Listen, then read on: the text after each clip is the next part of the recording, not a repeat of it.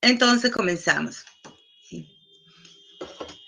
La geografía es una de las ciencias sociales más antiguas de la humanidad. ¿Dónde surge? Surge en Grecia, ¿no?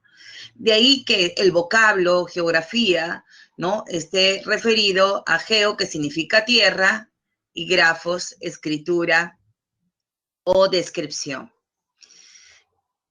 ¿Cuál es el objeto de estudio de la geografía? El objeto de estudio de la geografía no se dice que es la tierra, ¿no? Antiguamente decían la geografía es la ciencia que estudia la relación hombre-tierra, ¿no? O que estudia la tierra. Pues bien, la geografía hoy se afirma que es la ciencia social que estudia el espacio geográfico. Grábenselo bien, es la ciencia, además. Esto es interesante porque podamos pensar que es una ciencia natural, social o no. Es una ciencia social, ¿sí? Y su objeto de estudio es el espacio geográfico. El por qué lo vamos a decir después en otro PPT. ¿Cómo ha ido evolucionando la geografía? ¿Sí? Bien, yo les decía que la geografía surge en Grecia y era una disciplina, no era una ciencia, era una disciplina descriptiva, ¿sí? Entonces, los científicos y geógrafos de la época describían pues todo lo que observaban alrededor del medio, pero también trataban de, digamos, de hacer cálculos matemáticos, trataban de hacer definiciones, ¿no? Y ahí surgen las primeras nociones de esfericidad de la Tierra, ¿no? Y además aparecen los primeros cálculos de la circunferencia terrestre. Eso nos hizo Eratóstenes, por ejemplo, ¿no? Mientras que Hecateo, por ejemplo, elabora el primer mapa, el primer planisferio de las tierras conocidas por los griegos. Aquí está Europa, como observan. Acá dice Libia, que era África, el Mediterráneo, el Mar Negro, bueno, etcétera, ¿no? Entonces, repito, en la edad antigua, ¿no?, la geografía era descriptiva, pero sin embargo ya nos dejó algunas nociones, ¿no?, geográficas, como la esfericidad de la Tierra, el cálculo de la circunferencia terrestre, la inclinación con respecto a su eje, ¿sí? Y trataron además de representarlo. En la Edad Media, las ciencias sufren digamos, un retraso, ¿no?, debido a que es una etapa de oscurantismo. Sí, y mantiene su carácter, pues, descriptivo, sobre todo la geografía. A fines de la Edad Media y con, digamos, el ingreso de árabes a Europa, la geografía comienza a recuperarse. Y sobre todo cuando se inician los viajes de exploración. Es así como la geografía se va renovando y surgen lo que se conoce como cartas náuticas o portulanos, ¿no? O portulanos. Aquí tenemos, por ejemplo, un mapa de viajeros, le llaman también, o portulanos, y utilizaban mucho la rosa de los vientos, ¿no?, la orientación y los trazos de las rutas que ya, iniciarían, pues, Cristóbal Colón, entre otros, ¿no? Los mayores aportes de esta época vienen, pues, de Al-Idrisi, que vuelve a decir que la Tierra, pues, tenía forma de esfera, ¿no? Y Bartolomé de Pareto, por ejemplo, con sus mapas, pues, portulanos.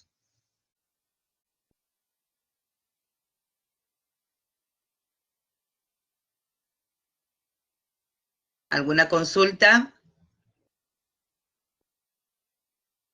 Muy bien, seguimos entonces. En la Edad Moderna, la geografía todavía sigue siendo, y esto recuerden, todavía sigue siendo descriptiva, ¿sí? Sin embargo, fue un periodo de avances, ¿no? Todo lo que en la Edad Media no pudo avanzar, inició su proceso en la Edad Moderna. Así pues, ¿no? Entre los principales aportes que nos han dejado la Edad Moderna en geografía, tenemos, pues, en primer lugar, la teoría heliocéntrica, ¿no?, sustentada por Nicolás Copérnico en 1543. desechando, ojo, desechando la teoría geocéntrica. Y este es un diseño original, miren, de Nicolás Copérnico, ¿no? Luego tenemos a Kepler con la ley de movimiento de los planetas en 1609, vinculado al estudio de Nicolás Copérnico, que fue un seguidor, ¿no? Y se da por válida la teoría heliocéntrica y trata de explicar, ¿no?, el movimiento de los planetas. En otras áreas de la geografía, Gerardus Mercator en 1569 elabora el primer planisferio, ¿no?, utilizando la red de coordenadas, los paralelos y meridianos. Aquí ya aparece, como ven, América, ¿no?, descubierta entonces por Cristóbal Colón, ¿no?, y ya las masas continentales conocidas desde la antigüedad.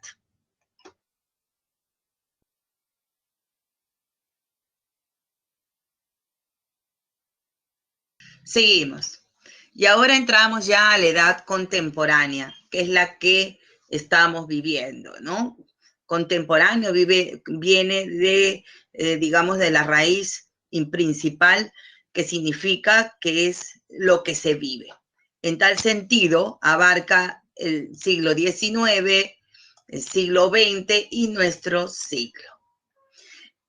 Es en esta edad contemporánea que ya la geografía, y esto también resalta en nuestro separata, adquiere que un carácter científico, ya se convierte en ciencia. Acuérdense, siglo XIX se inicia la etapa científica, la geografía se vuelve ciencia.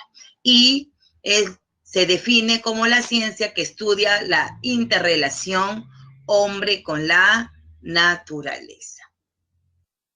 Aquí ya comienzan a aparecer los llamados enfoques geográficos y el primer enfoque que surge es el enfoque positivista, ¿no? Se vivía además la filosofía positivista a fines del siglo XIX y la escuela alemana de geografía alemana. Alexander von Humboldt, Karl Ritter, Federico Ratzer, pues son los geógrafos que se agruparon en este enfoque llamado enfoque positivista de la geografía o geografía positivista.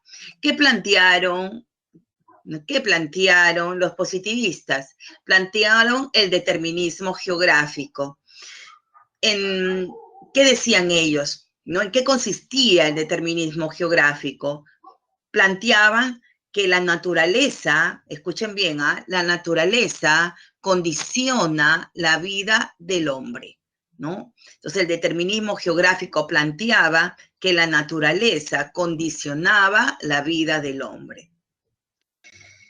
En contraposición a esta teoría positivista, en los primeros años del siglo XX surge la geografía posibilista, conocida también como escuela francesa. Entonces los franceses, los geógrafos franceses, plantean el posibilismo geográfico en contraposición del determinismo. Ellos planteaban que el hombre es quien transforma la naturaleza, es capaz de transformar la naturaleza, ¿no?, generando su propio espacio para satisfacer sus necesidades, ¿no? El hombre es capaz de transformar la naturaleza. Ambos aportes fueron significativos para la geografía, ¿sí? Surge así lo que se conoce como geografía regional también en los primeros años del siglo XX. En algunos libros lo pueden encontrar en el siglo XIX, pero no es así exacto, porque fueron los primeros años, o sea, estamos hablando del año 2001, 2002, entonces, en el siglo XX, ¿no? Entonces, 1901, 1902, ¿no?, donde surge esta geografía posibilista, ¿no?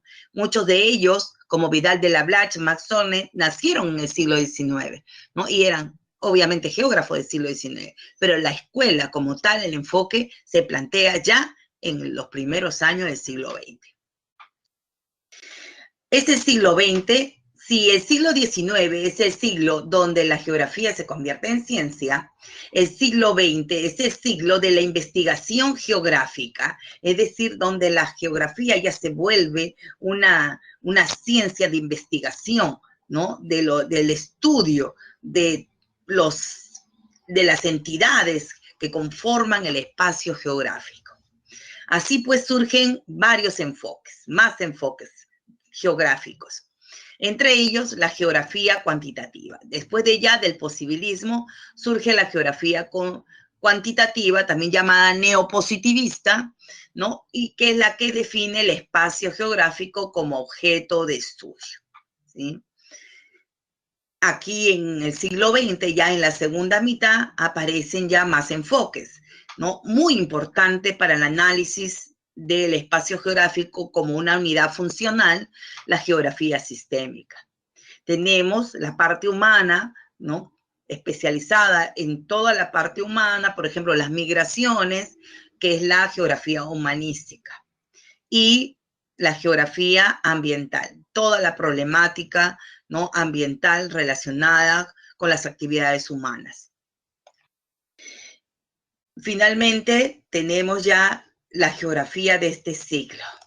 Ustedes han escuchado hablar de Google Maps, de repente lo han usado, han visto drones, ¿no? Entonces que capturan la imagen con mayor exactitud, satélites, y entonces ya hoy se vive en este siglo la geografía automatizada o también conocida como geotecnología, ¿no? Muchos afirman que es un enfoque, ¿no? Desde la manera, porque es un enfoque, ¿no? Y no solamente es herramientas, porque esta geografía automatizada tiene la función de presentar una nueva forma de ver el mundo, ¿no? Esa es su misión. Y desde ese punto de vista se considera como el último enfoque que ha surgido la geografía, digamos a lo máximo que ha llegado la geografía, es la llamada geografía automatizada.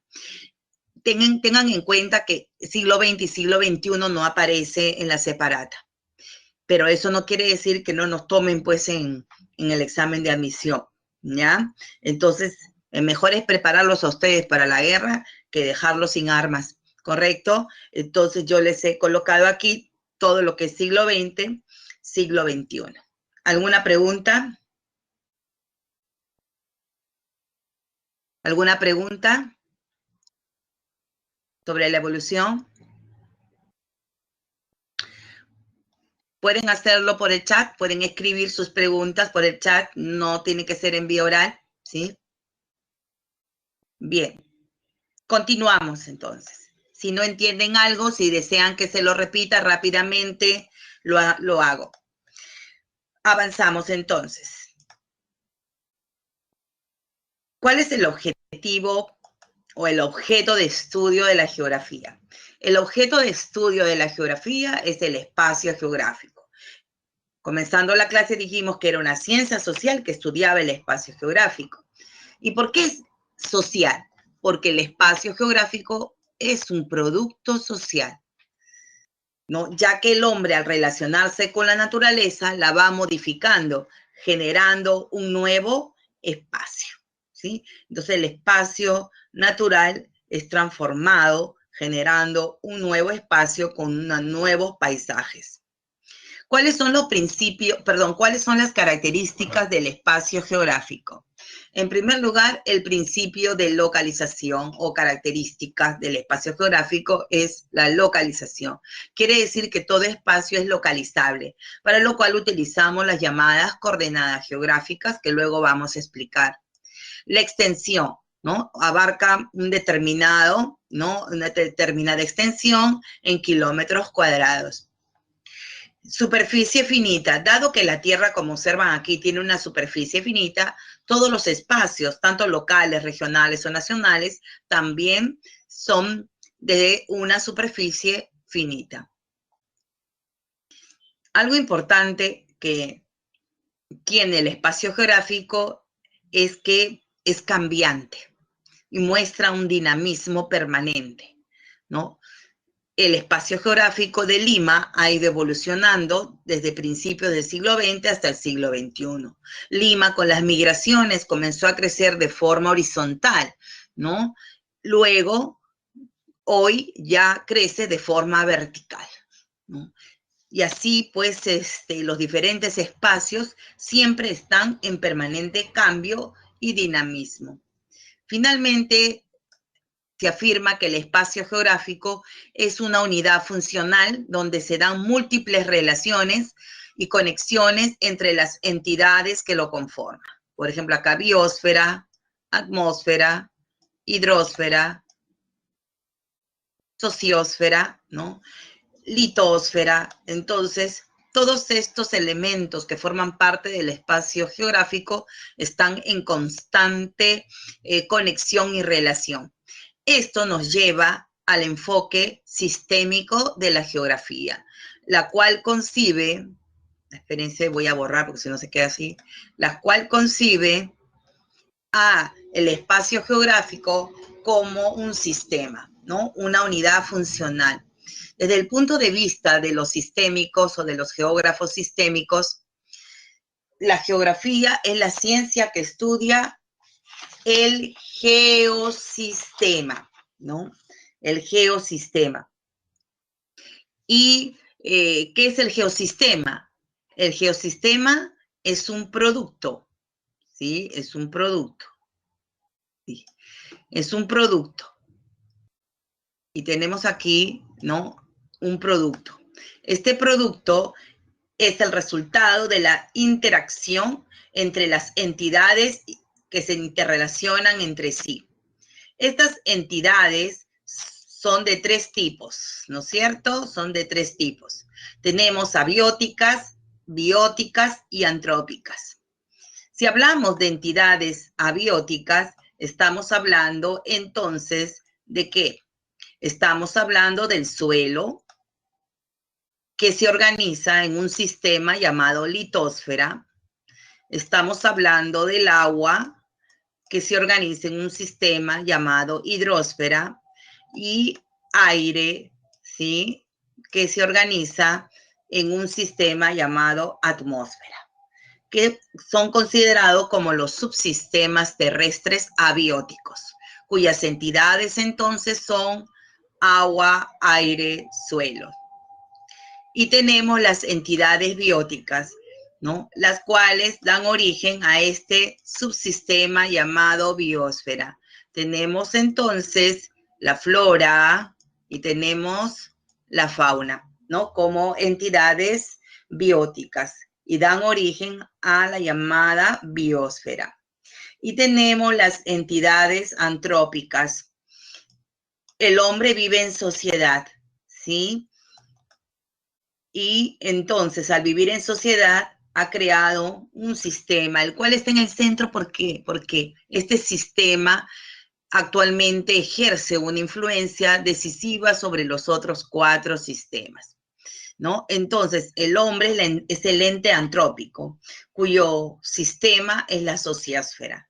Entonces, litosfera, hidrosfera, atmósfera, biosfera y sociosfera se interrelacionan para dar origen ¿a quién? Al geosistema, ¿no? Ese es el enfoque de la geografía sistémica.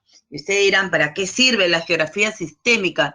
¿No? Es una geografía analítica, ¿no? Que buscas a través del análisis solucionar los problemas que se pueden presentar en cada uno de estos sistemas terrestres, ¿no? Y busca soluciones a través del análisis particular de cada uno, pero también del análisis global, ¿no? De los efectos de esta interrelación. Problemas como el calentamiento global, el cambio climático, la contaminación ambiental, entre otros, ¿no? Son explicados por la geografía sistémica de forma analítica.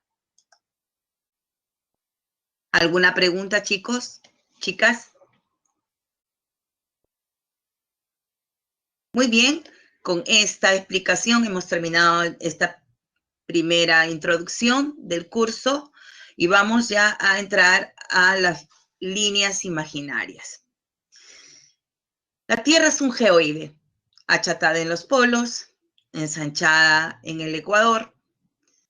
Matemáticamente no tiene una forma, digamos, geométrica. Sin embargo, la geodesia, que es la ciencia que estudia las líneas imaginarias y las grandes dimensiones de la Tierra, la compara con un elipsoide en rotación o esferoide. De tal manera que matemáticamente se afirma que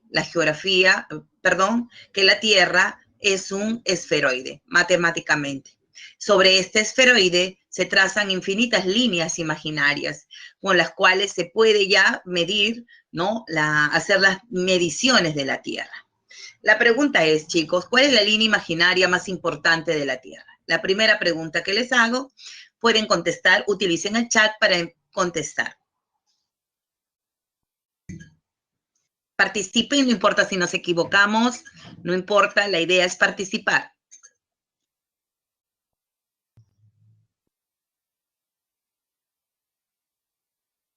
Solo 9. A ver, hay varias respuestas, me ponen el Ecuador. Alguien con interrogante me pone el eje, o sea, tiene duda, pero ahí vamos, ¿no? El eje, el Ecuador. Bien. ¿Cuál es la línea imaginaria más importante de la Tierra? La línea imaginaria es esta de acá, el eje terrestre. Y vamos a iniciar entonces el estudio de las líneas imaginarias hablando de este eje terrestre, también llamado, ¿con qué otro nombre se le conoce? ¿No? ¿Eje de qué? De rotación, ¿sí? Entonces, ¿por qué? Porque vamos bajando, me estoy yendo hasta abajo, me voy a ir del PPT. Bien, entonces, eje terrestre o eje de rotación, ya que la Tierra gira, ¿no? Sobre el cual la Tierra gira en su movimiento de rotación. Este eje terrestre, ¿qué características tiene? En primer lugar, el eje terrestre de la Tierra en su movimiento de rotación está inclinado. Tiene una inclinación de 23 grados, 27 minutos con respecto a esta vertical, ¿no? Esta línea vertical, que es la vertical de este plano.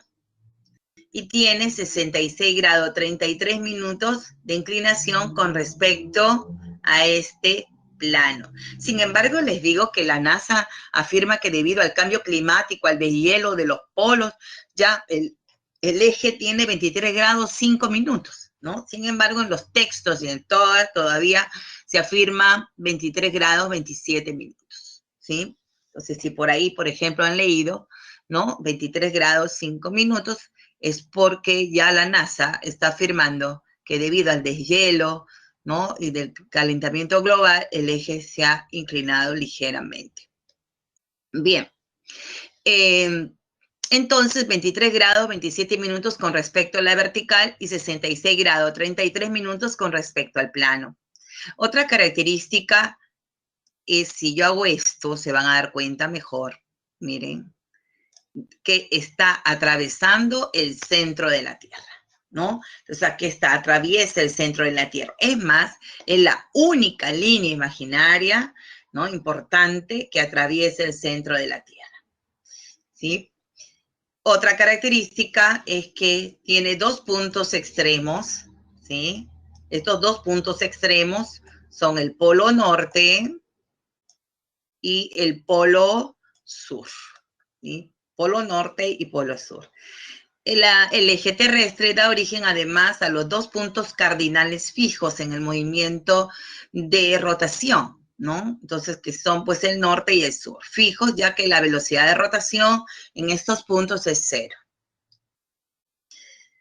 Bien, finalmente se observa el eje terrestre y el ecuador están formando ¿qué? Un ángulo de 90 grados. ¿Ya? Forma un ángulo de 90 grados con el ecuador. Ahora, yo he afirmado que es la línea imaginaria más importante. Entonces ustedes se estarán preguntando por qué, cuál es la razón por la cual es la más importante, además de que no sea pues la línea donde se realiza el movimiento de rotación. Pues bien, esta inclinación del eje terrestre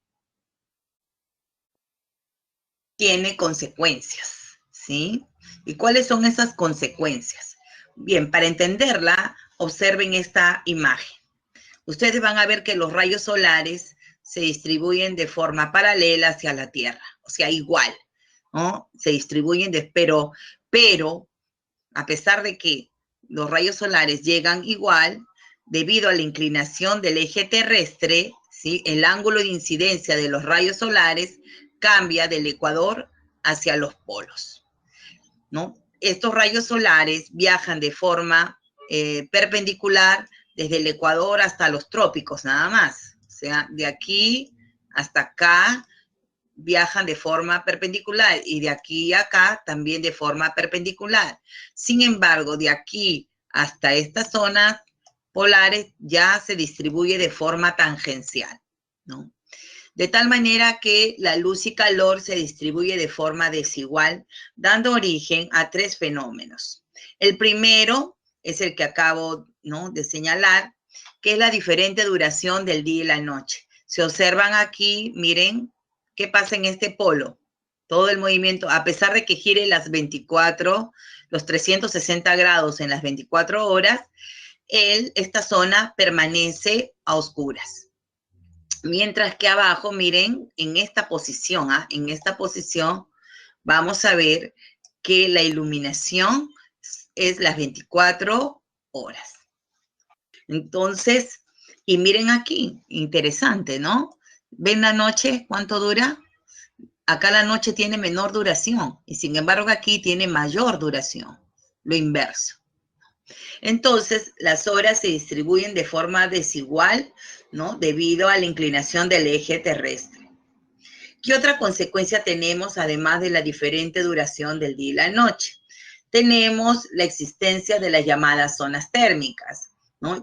Ya dado que la luz y calor se distribuye de forma desigual y yo acabo de señalar que viajan perpendicularmente solo de trópico a trópico, entonces la incidencia de los rayos solares es mayor aquí en esta zona, dando origen a la zona cálida, tórrida o tropical. Como ya a partir de los trópicos hacia arriba o hacia abajo se distribuye de forma tangencial, entonces tenemos menos temperatura, menos luz, menos temperatura. Así pues, ¿no?, estas zonas son las zonas templadas que van de los trópicos hasta los círculos polares. Y luego ya vienen las zonas frías, ¿sí? Entonces, otra de las consecuencias de la inclinación del eje terrestre es la existencia de estas zonas térmicas. Cálida entre trópico y trópico, pasando por el ecuador, templada norte, templada sur, fría norte, fría sur. ¿Sí? Y por último, tenemos las estaciones, que son los periodos que por trimestre se divide el año, ¿no? En el movimiento de traslación, el eje se observa su misma inclinación en todo el movimiento de traslación. Entonces, el ángulo de incidencia, dependiendo de la posición de la Tierra, el ángulo de incidencia de los rayos solares va cambiando, ¿sí?, en todo este movimiento, lo que da origen, pues, a las estaciones. Todos sabemos cuáles son las estaciones, ¿no? Verano, invierno, otoño, primavera.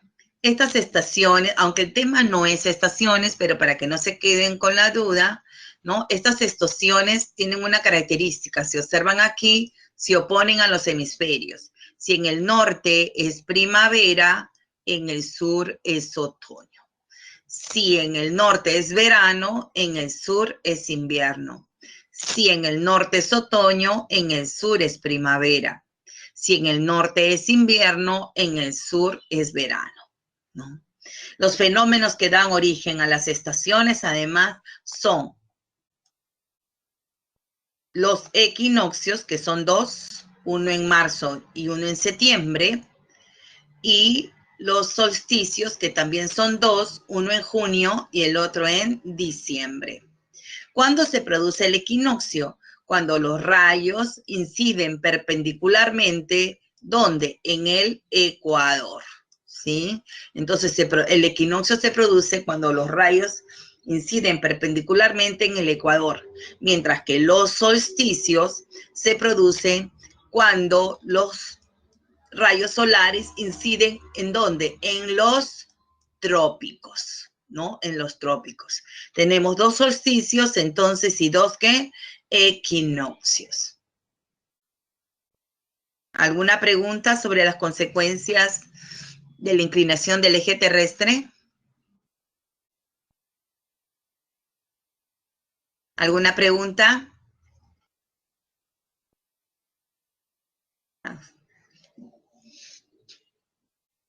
Escríbame su pregunta, por favor.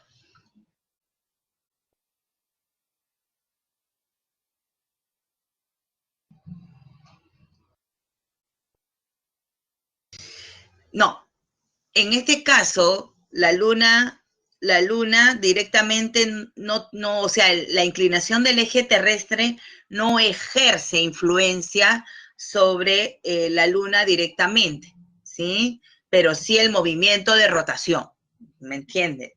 Entonces, ahí está, pero no la inclinación del eje terrestre.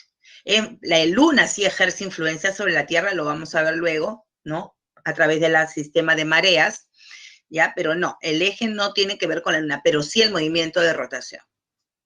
La inclinación me refiero. Buena pregunta. ¿La única consecuencia que se da con el movimiento de traslación son las estaciones? Exacto, porque si la Tierra está quieta pero está inclinada, los rayos se observan, se distribuye de forma desigual, ¿no? Al distribuirse en forma desigual se da origen a, entonces, a las zonas térmicas, ¿sí? A las zonas térmicas, ¿sí? Y entonces, la diferente duración del día y la noche también tiene que ver con la traslación. Estos dos tienen que ver con traslación, ¿ya? Estos dos tienen que ver inclinación y traslación, inclinación del eje y traslación, pero las zonas térmicas no. Las zonas térmicas, así no haya traslación, va a existir las zonas térmicas, ¿ya? Entonces, ojo, así no haya traslación, las zonas térmicas van a existir, pero para que haya diferente duración del día y la noche, ¿sí? Entonces, en todo el movimiento de traslación se produce eso. ¿Sí? Es invierno en el norte y verano en el hemisferio sur, pero que no importa si es este o oeste, no. Tiene que ver, las estaciones tienen que ver con las latitudes y no con las longitudes, o sea, no con este o oeste, ¿ya? Porque es invierno, por ejemplo, en Canadá y es invierno en Francia y es invierno en Rusia y es invierno en Japón. Entonces, no importa si están en el hemisferio occidental o oriental. ¿Sí? Muy bien. Otra pregunta. Muy bien, ¿qué es el plano de la eclíptica? El plano de la eclíptica, si regresamos, el plano de la eclíptica es es el plano en el cual se localizan todos los planetas y donde se desarrollan los eclipses. Por eso se llama plano de la eclíptica, ¿no? El eclipse solar, el eclipse lunar y donde se localizan todos los planetas y el Sol. El día, no, a ver, una cosa es que haya día y que haya noche, y otra cosa es que el día dure más y la noche dure menos, ¿me entiende? Día y noche es por el movimiento de rotación, pero su duración, como dice aquí, su duración es por la inclinación del eje terrestre y el movimiento de traslación. Días más largos en verano, noches más largas en invierno, ¿no? Si ustedes se dan cuenta, en verano amanece más temprano, ¿sí o no? ¿No? La luz, ya está. En cambio, en invierno todavía son las 6 y sigue oscura. Y entonces eso tiene que ver con la traslación y con la inclinación del eje terrestre. ¿Ya? Entonces, día y noche por rotación, pero su duración, su diferente duración es por la inclinación del eje terrestre y el movimiento de traslación. ¿Explicado? ¿Entendido? Bien, entonces seguimos avanzando.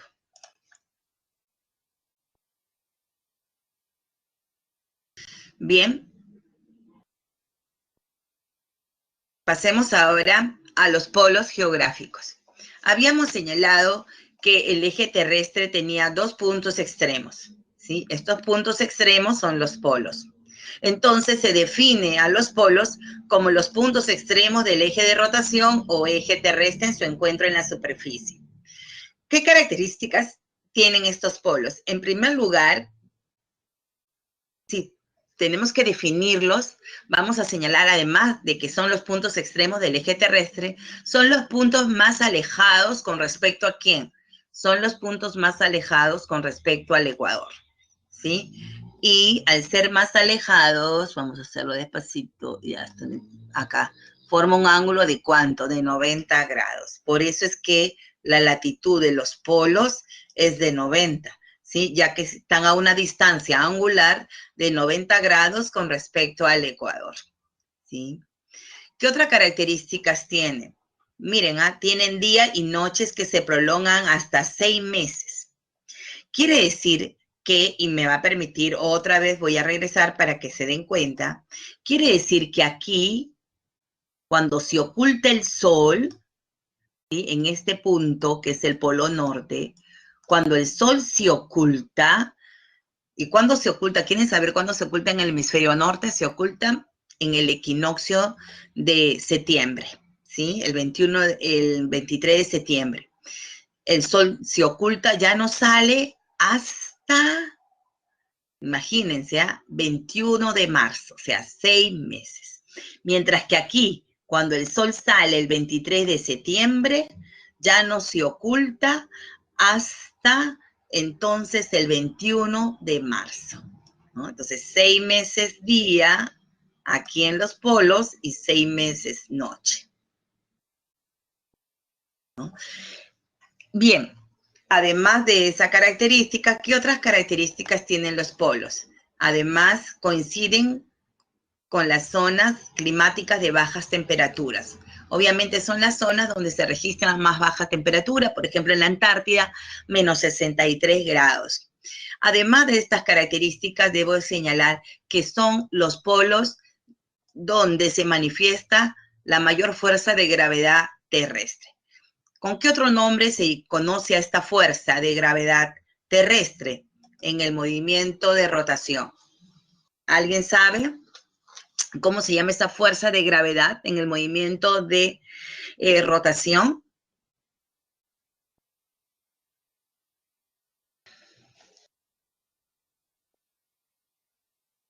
Perfecto, ¿sí? Fuerza centrípeta, ¿no? Los demás anoten. Entonces son las zonas donde más se manifiesta la gravedad terrestre o también llamada fuerza centrípeta.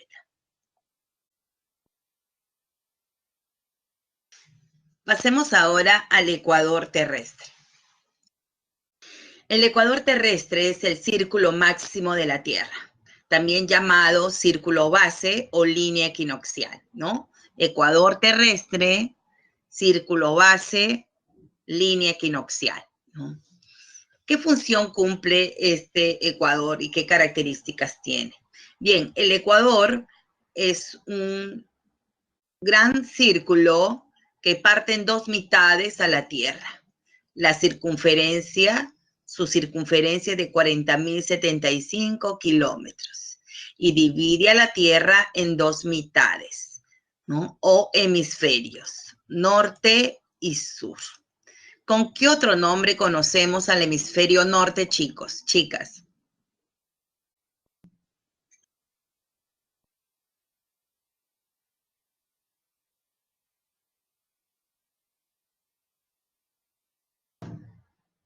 Veamos. Muy bien, boreal, septentrional, continental, Yadira, demótico. Acuérdense que aquí todas las masas continentales, ¿no? Se concentran, ¿no? De ahí que sea pues también denominado continental. ¿Y el sur cómo se denomina?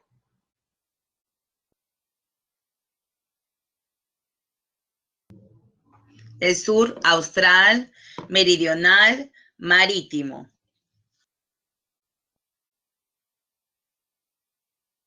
¿Sí? Marítimo, acuérdense, ¿ah? Marítimo. Seguimos. Es perpendicular al eje terrestre, ya hemos mencionado que formaba un ángulo de 90 grados.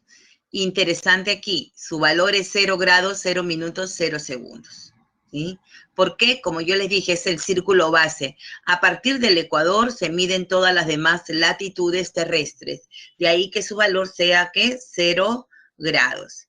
¿Y por qué se le llama línea equinoccial? ¿Porque se producen los equinoccios? Claro que se producen los equinoccios, pero equinoccial viene de igualdad, día y noche iguales, donde el día dura 12 horas y la noche dura 12 horas. Ese lugar es el único lugar en la Tierra donde el día y la noche tienen igual duración de 12 horas, ¿sí? Equivalente al movimiento de rotación. ¿Qué tienen en común A y B si se localizan en el ecuador, chicos? Chicas. ¿Qué tienen en común A y B si se localizan en el ecuador?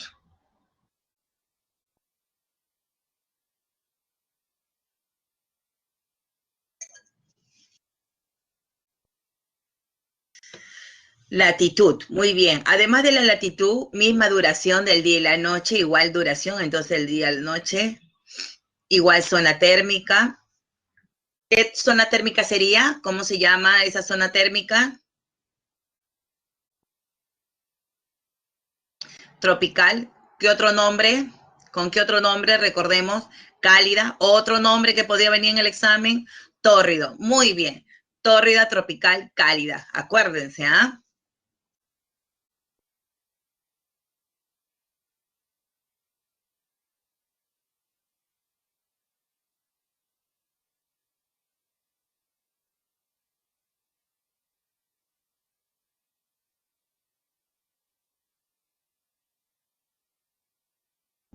O se paró un ratito.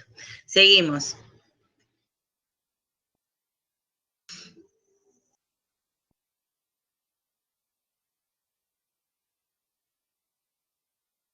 Creo que sea...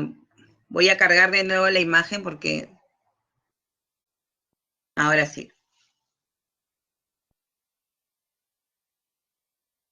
¿Tengo comunicación ya, chicos? Se fue por ratos. Ya se fue un ratito.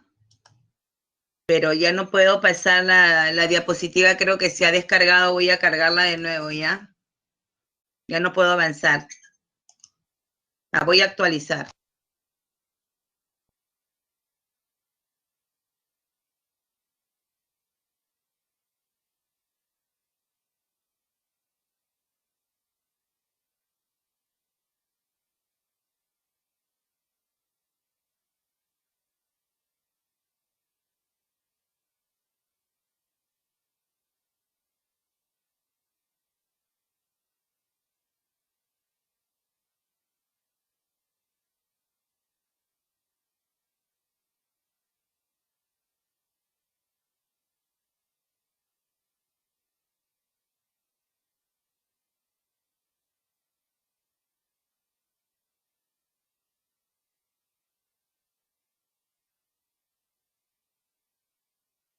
¿Me escuchan ahora? Sí, ¿no? Ahora sí me escuchan.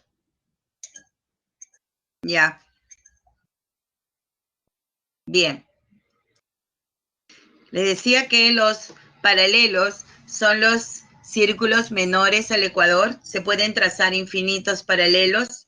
Estos disminuyen en tamaño con respecto, entonces se van alejando del ecuador y van disminuyendo en tamaño, les decía, hasta convertirse pues en un punto. ¿Con qué otro nombre se le conoce a los paralelos? Se le conoce con el nombre de latitudes, ¿no? ¿Por qué? Porque cada uno de ellos fija un valor de latitud, ¿sí? Latitudes que no son más que la distancia que estos paralelos tienen con respecto al ecuador. una característica importante es que son equidistantes, ¿no? Entonces mantienen la misma distancia y son círculos concéntricos de tal manera que giran los 360 grados y tienen el mismo valor de latitud, ¿correcto? En toda la, digamos, en toda la circunferencia terrestre. ¿Cuáles son los paralelos más importantes? Los paralelos más importantes son los trópicos y los círculos polares. Tenemos el trópico de Cáncer y el trópico de Capricornio, que se encuentran pues a una distancia con respecto al Ecuador de 23 grados 27 minutos. Trópico de Cáncer en el norte, trópico de Capricornio en el sur. Los otros son ya los círculos polares. Tenemos el Ártico y el Antártico. Si los vemos en la imagen, el Antártico se localiza en el hemisferio sur y el Ártico se localiza en el hemisferio norte. Ambos a 66 grados, 33 minutos de distancia con respecto al Ecuador, ¿sí? Pero, ¿por qué son principales? ¿No? Bueno, cumplen dos funciones, ¿no? En el caso de los trópicos, en los trópicos habíamos señalado que se producen ¿qué? Los solsticios. Además, se están separando las zonas tropicales de las, ¿qué? De las templadas, ¿no? Igualmente aquí, ¿no? De las tropicales de las templadas. Mientras que en los círculos polares, ¿no? Se produce un fenómeno fantástico que estamos viendo aquí, ¿no? Por ejemplo, esto es en Canadá, es el famoso sol de medianoche, ¿no? Dado que son el límite matemático del día y noche polar, ¿no? Un día que puede llegar a durar 24 horas y hasta 6 meses, acuérdense, en los polos, ¿no? Entonces, este es un fenómeno que solo ocurre, ¿no? En las zonas polares.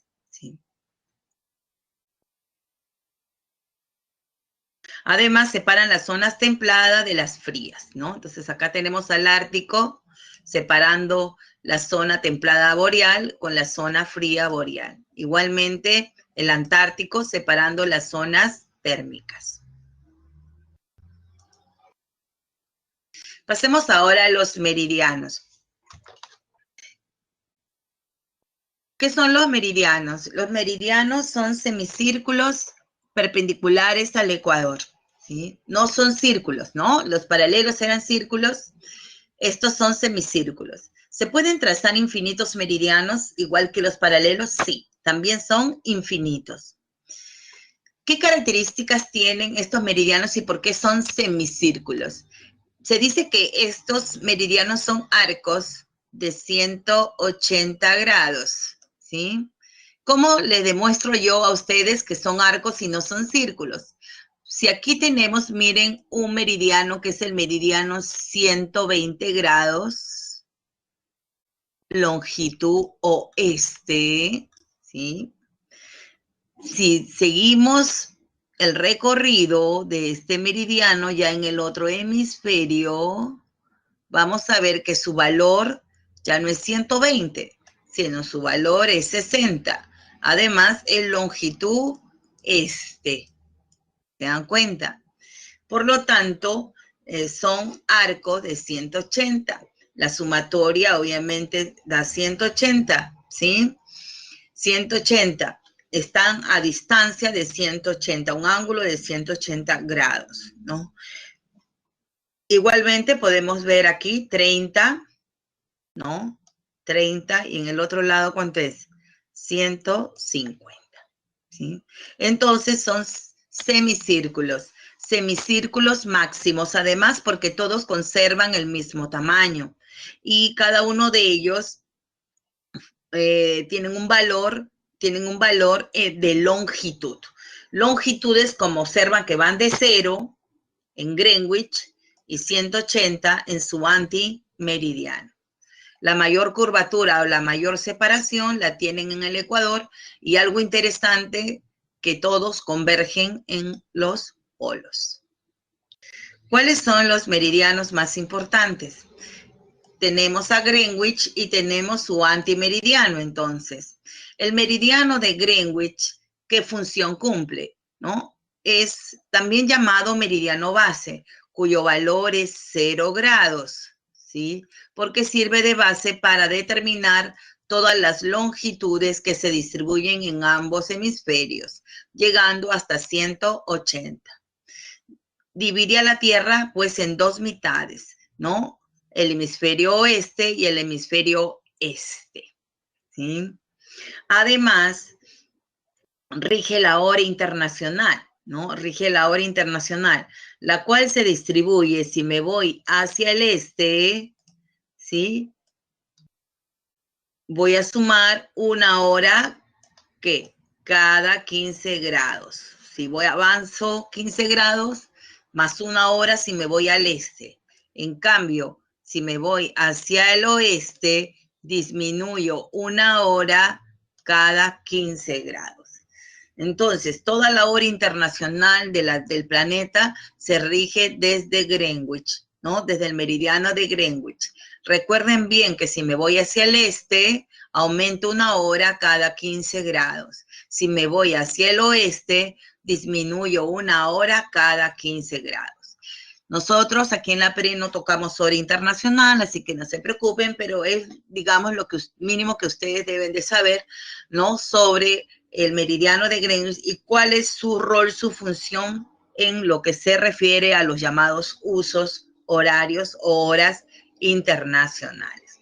Finalmente, para terminar con esta parte de Greenwich, no, recuerden que el hemisferio oeste también se le conoce con el nombre de poniente, ¿no? Porque ahí se pone el sol y también se le conoce con el nombre de occidental, hemisferio occidental, hemisferio poniente. Y también pueden encontrarlo con este símbolo, que es la W, que significa west, ¿no? El hemisferio este también es llamado oriental, ¿no? O levante, ¿no? Levante porque de acuerdo al movimiento de rotación, el sol se levanta por el este y se oculta o se pone por el oeste. La otra línea internacional de cambio de fecha, ¿cuál es? Es el antimeridiano, también llamado meridiano 180 grados, que cumple una función de ser la línea internacional de cambio de fecha, ¿no? Si yo me voy hacia el este, hemos dicho, si yo me voy en dirección este, las horas van a ir aumentando, ¿no? Una hora cada 15 grados, de tal manera que yo tengo 12 usos horarios en el hemisferio occidental y 12 usos horarios en el hemisferio oriental, ¿no? Entonces, ¿dónde terminan esos 12 usos horarios? Aquí, en esta línea, si yo voy así, en esta dirección. Entonces, por eso es que esta línea es la que me está marcando, ¿no? El cambio de fecha internacional, ¿no? Los países que, digamos, son los primeros en cambiar su fecha, son aquellos que se encuentran en A, ¿correcto? Entonces, aquí tenemos a las islas Kiribati, Tuvalu, ¿no? Fiji, tenemos también Nueva Zelanda, ¿no? Aquí vemos Australia. Entonces, todas las islas que se ubican aquí son las primeras en cambiar su fecha, por lo que también son los primeros en celebrar, ¿qué cosa? La llegada del Año Nuevo, ¿no? Mientras que los que están en esta parte del planeta, entonces son los últimos en celebrar, porque aquí retrocedíamos -1, ¿se acuerdan? Y si yo doy toda la vuelta, me voy a encontrar, ¿no? En esta zona de aquí, y aquí está América, se observa, y todos los países que están aquí en esta zona, en este hemisferio, son los últimos en cambiar la fecha. De tal manera que si aquí todavía estamos 31, aquí ya ellos están en 1 de enero. Si yo cruzo de A a B, ¿habré ganado o perdido un día? ¿Qué me dicen? ¿Qué es lo que ven? ¿Qué dicen, chicos? Chicas. Si viajo en esta dirección que les he marcado, ¿gano o pierdo?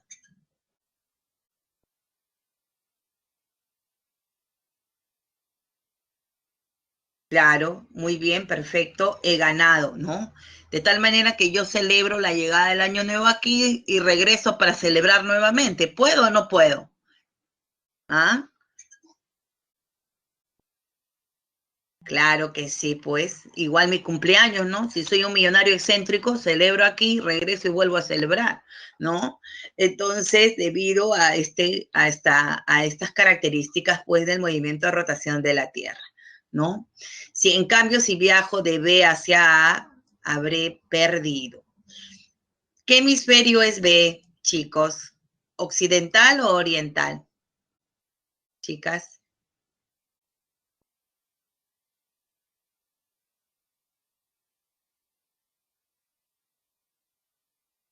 A ver, algunos me dicen oriental, otros me dicen occidental.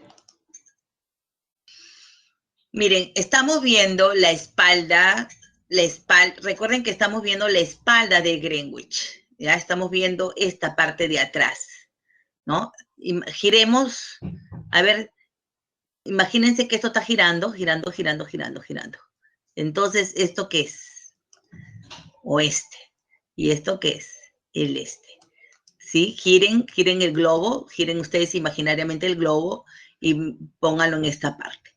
Entonces estamos viendo la espalda. Entonces lo que se ve aquí es el este y lo que se ve aquí es el oeste. Entonces si yo viajo en esta dirección, pierdo un día, acuérdense. En cambio, si retorno al hemisferio occidental, gano un día. ¿Se dan cuenta? No se olviden, entonces, si por A o B preguntan en el examen. ¿Ya? Si atravieso la línea internacional de cambio de fecha, ¿no? Desde el hemisferio occidental al oriental, pierdo. Del hemisferio oriental al occidental, gano, ¿sí? Porque retorno al 31.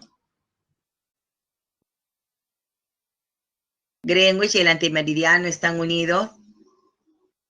Claro, un uso horario es una hora, porque cada 15 grados es una hora, exacto. Greenwich y el antimeridiano están unidos. A ver, ¿se acuerdan de esto? Aquí pasa, todos atraviesan, ¿sí? Todos atraviesan los polos, ¿no? Aquí se unen y vuelve a salir, pero al salir ya no tiene el mismo valor, por eso es que habíamos dicho que son semicírculos, ¿correcto? Porque todos se encuentran en los polos.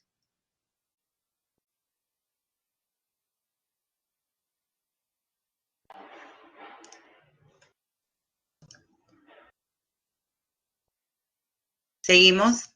¿Alguna otra pregunta? Muy bien. Ahora pasemos sí, pero quiero hacerles una pregunta antes de mirar. A ver, ¿qué continentes atraviesa el trópico de Cáncer? ¿Qué continentes atraviesa el trópico de Cáncer?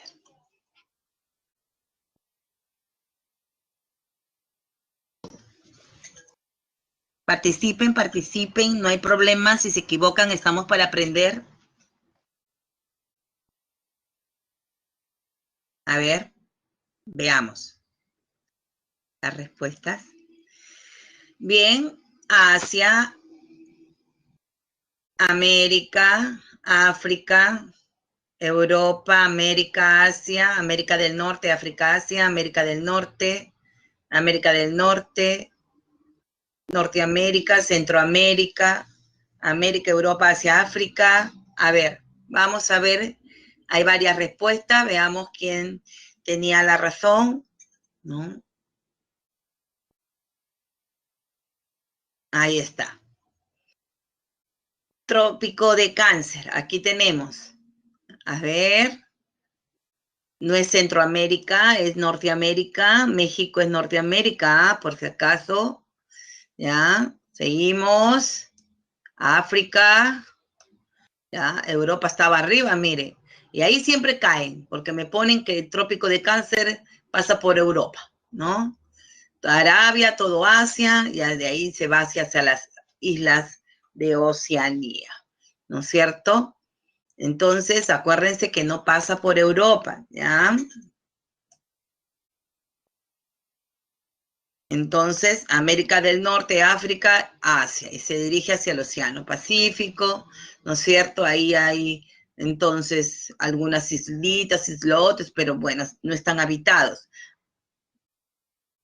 Tenemos América, África, Asia. El círculo polar ártico. Alaska, Canadá, Groenlandia, Islandia, entonces ya entra Europa, la península escandinava, la Siberia rusa, ¿sí? Ecuador, acá, América, África, Indonesia, ¿no? Se dirige a Oceanía también, ¿no? Hacia el océano y algunas pequeñas islas. De ahí que tenemos Trópico de Capricornio, América, Sudáfrica, Madagascar, Australia. ¿Se dan cuenta? De ahí se dirige pues hacia Oceanía.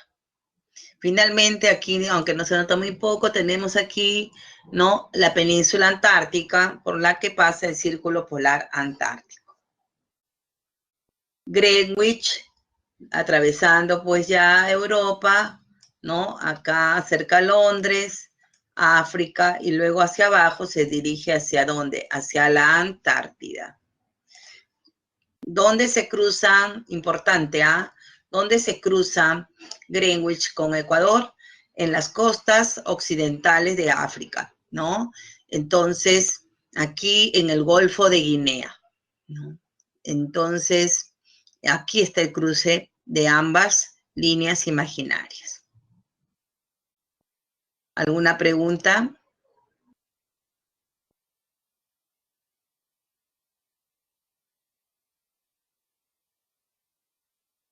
Avanzamos.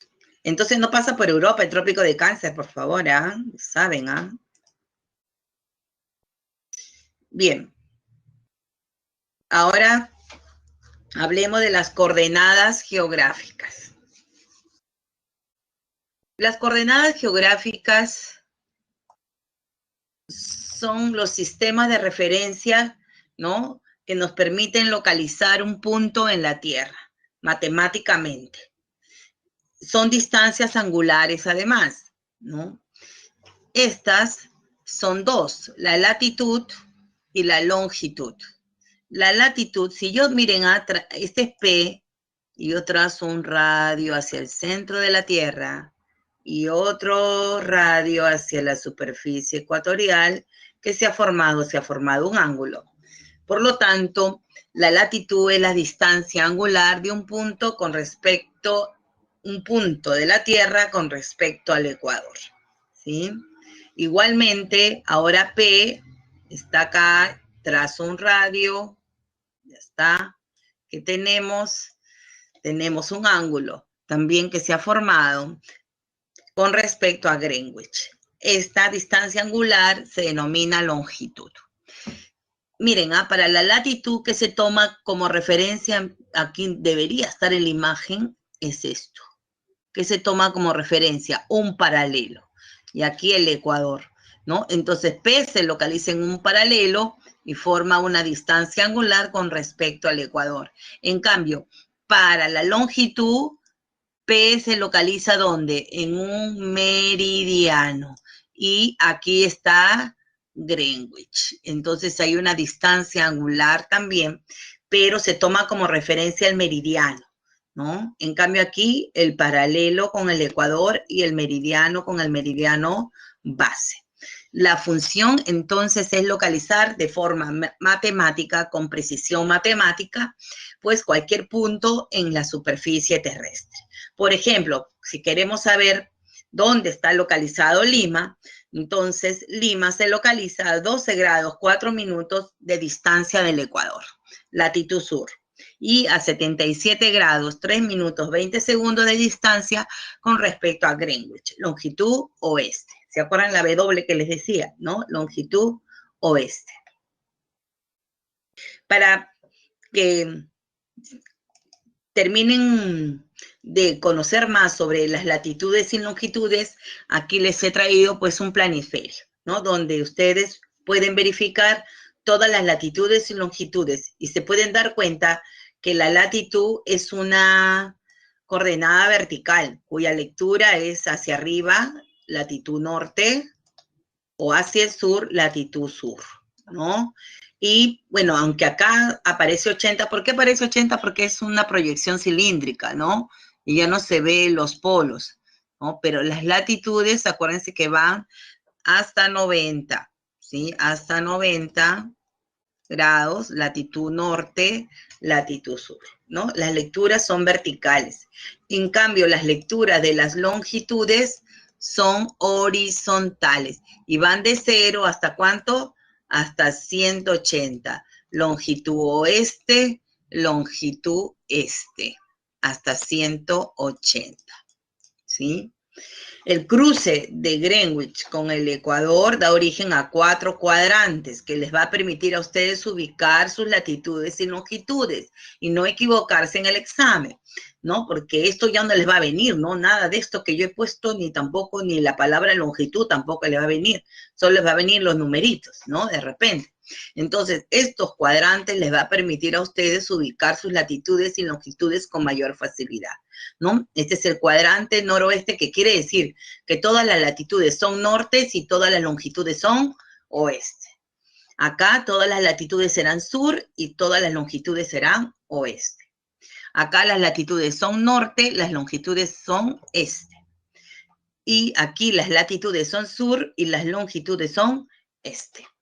¿Correcto? Entonces, estos cuadrantes, acuérdense bien, ¿no? Para ubicarse. A ver, si me han entendido, voy a hacer una encuesta, ¿no? Voy a hacer una encuesta de la siguiente pregunta para verificar si me han entendido, ¿sí? Bien, tenemos aquí la pregunta, dice, con respecto a las líneas imaginarias, observe la imagen e identifique los enunciados correctos, ¿sí? A y B se ubican al norte del círculo polar ártico, D se ubica a 10 grados latitud sur y 30 grados longitud este, A se ubica más cerca de la línea de cambio de fecha que B, el cruce del meridiano base con la línea ecuatorial es al oriente de África. Muy bien, chicos. Desarrollen la pregunta, contesten.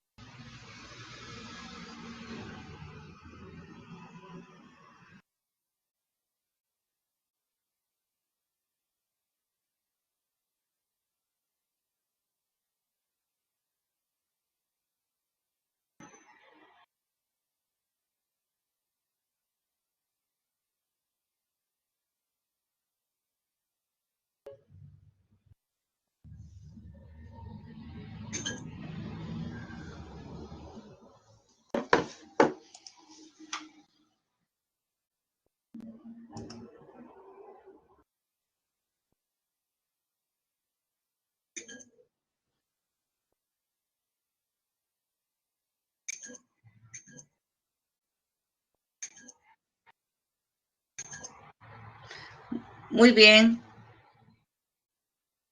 ¿Qué pasó?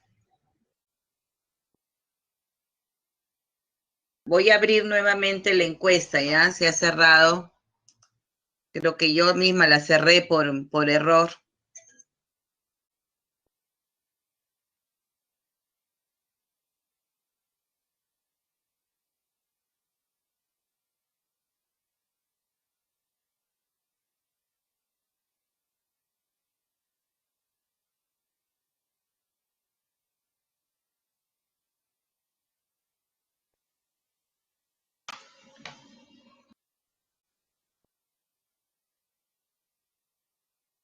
Muy bien. Vamos a verificar entonces la respuesta, chicos.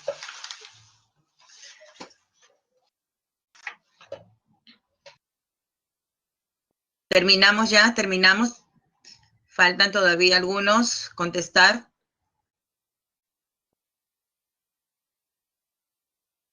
La idea es que ustedes trabajen, si se equivocan no importa, ya después del repaso irán mejorando, pero practiquen, practiquen, no dejen de practicar, ¿sí?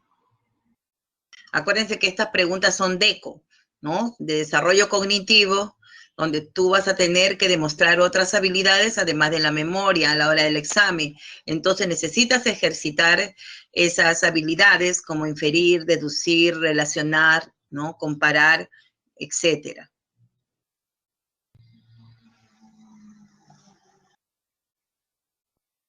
Bien, ya no espero más, voy a publicar los resultados, a ver qué pasó, ¿sí? 1, 2, 3. Bien, ahí tenemos, ¿no? La respuesta, la mayoría ha marcado la letra A, ¿no? Que era la respuesta correcta. Algunos me contestaron la B, ¿no? Y vamos a ver qué pasó. La B solamente verdadero era la 12. 1, A y B se ubican al norte del círculo polar ártico, era falso, ¿no? Si ustedes ven, B y A se ubican a 60 grados latitud norte. Mientras que el círculo polar ártico todavía estaba a 66, o sea, está acá arriba, o sea que B y A están al sur, ¿no? Entonces era falso, ¿ya? Luego algunos me han marcado, bueno, acá tengo 7, me marcaron la D. ¿Qué pasó? A ver, ¿cuál era la respuesta de la D? 2 y 4. 2 era verdadero y se equivocaron en la 4. El cruce del meridiano base con la línea ecuatorial es al oriente de África. Miren, esto es África. Si esto es América, para que ustedes se den cuenta, ¿el Perú dónde se ubica? ¿En la parte occidental de América o en la parte oriental? No, en la parte occidental. Entonces, este cruce es la parte occidental de África, mientras que Madagascar se ubica en la parte oriental de África. Entonces, la 4 también era falso, ¿sí? ¿Alguna pregunta más, chicos?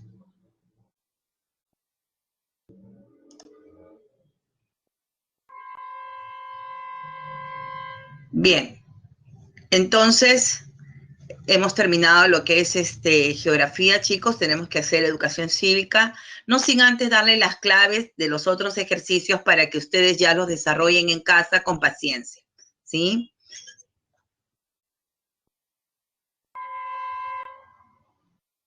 Bien. Tenemos la pregunta número 1, la respuesta es la D, chicos. De la 2, la respuesta es la C. Y esta sí la quiero desarrollar, creo que todavía tenemos un tiempito porque es aplicativa, pero aquí ya está la respuesta, pero vamos a verla de todas maneras, vamos a analizarla, ¿sí? Observa la siguiente imagen y determine el valor de verdad, dice, o falsedad de lo siguiente enunciado. Q es el máximo círculo de la Tierra. ¿Dónde estaba Q? ¿No? Acá. Entonces, Q es el ecuador. ¿Estaba bien? Era verdadero, ¿no? O y P tienen diferente uso horario. ¿Dónde está O? O y P tienen diferente uso horario. Falso. ¿Por qué? Porque O y P están en un mismo meridiano. Y todos los puntos ubicados en un mismo meridiano tienen igual hora o tienen igual uso horario, ¿no? ¿Qué tienen en común, por ejemplo, dos puntos que se localizan en un mismo paralelo? ¿Sí? Tienen igual latitud, igual estación, igual zona térmica. ¿no? Igual duración del día y la noche. En cambio, los que están en un mismo meridiano, que tienen en común? Igual longitud, igual hora, nada más, ¿sí? R cruza el centro de la Tierra. ¿Dónde está R? No, R es superficial. Además, yo les he mencionado, ¿cuál era la única línea imaginaria que atravesaba el centro de la Tierra, chicos? ¿Cuál era la única línea imaginaria que atravesaba el centro de la Tierra?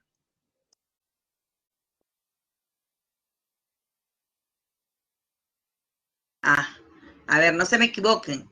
El eje, no el ecuador, el eje terrestre, correcto, el eje terrestre. ¿Ya? Y Z dice es un círculo menor a la línea equinoccial. Cuando se dice línea equinoccial, ¿a quién se está refiriendo? ¿A quién se está refiriendo cuando dicen línea equinoccial? Al Ecuador, exacto, al Ecuador, ¿no? Entonces, vamos a ver Z. Ajá, Z es un paralelo, por lo tanto es verdadero, ¿no? Entonces, la respuesta, la primera era verdadera, la segunda era falso, falso, y la última sí era verdadera, ¿correcto?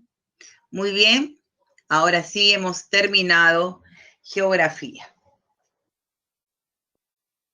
Un respiro y vamos a entrar a educación cívica.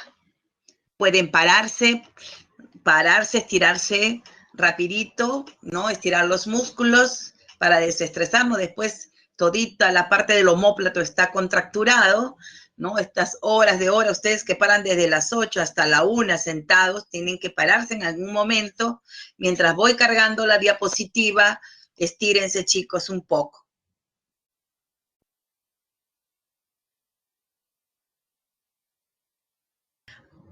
Ya. A ver, Natalia, los puntos que están igual paralelo tienen igual latitud, igual estación, igual zona térmica, ¿ya? Igual duración del día y la noche. Claro, Jim, pero no te vas a ir aquí nomás, ahí paradito, párate un ratito y mueve los músculos y te vuelves a sentar. Eso es lo que me refiero, no que se vayan a otro lado.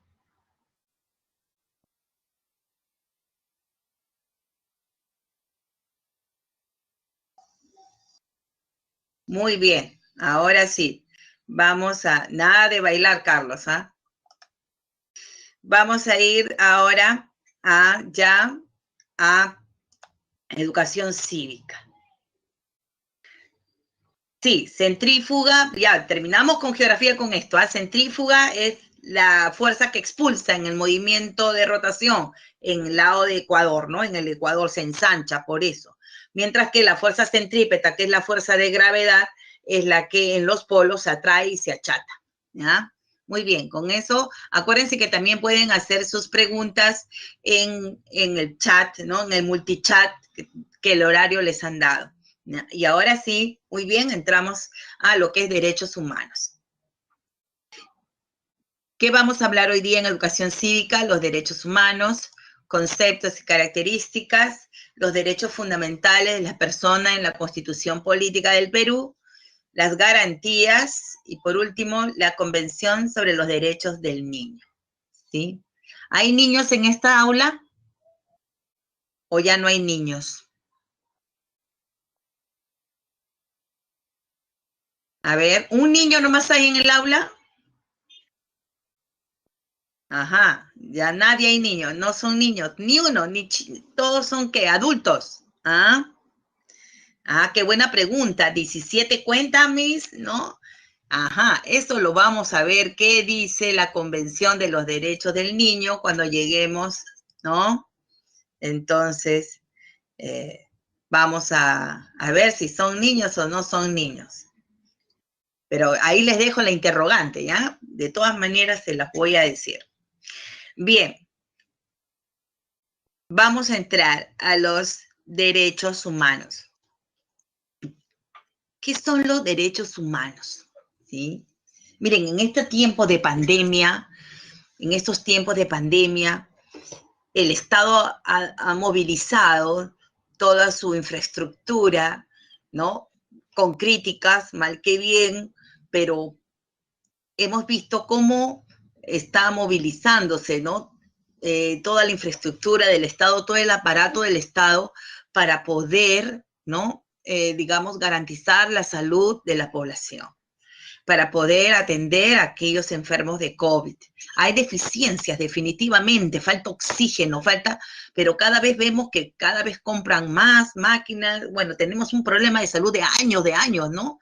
Y ahorita se ha evidenciado estas deficiencias, pero entonces el gobierno trata de superar esas deficiencias adquiriendo, pues, ventiladores mecánicos, pruebas COVID, oxígeno, etcétera, ¿no? Ahorita han abierto una nueva, digamos, una nueva sala en el Isidro Lavador de Villa El Salvador, con 25 camas, con 25 ventiladores más, ¿no? Entonces, todo esto, ¿por qué?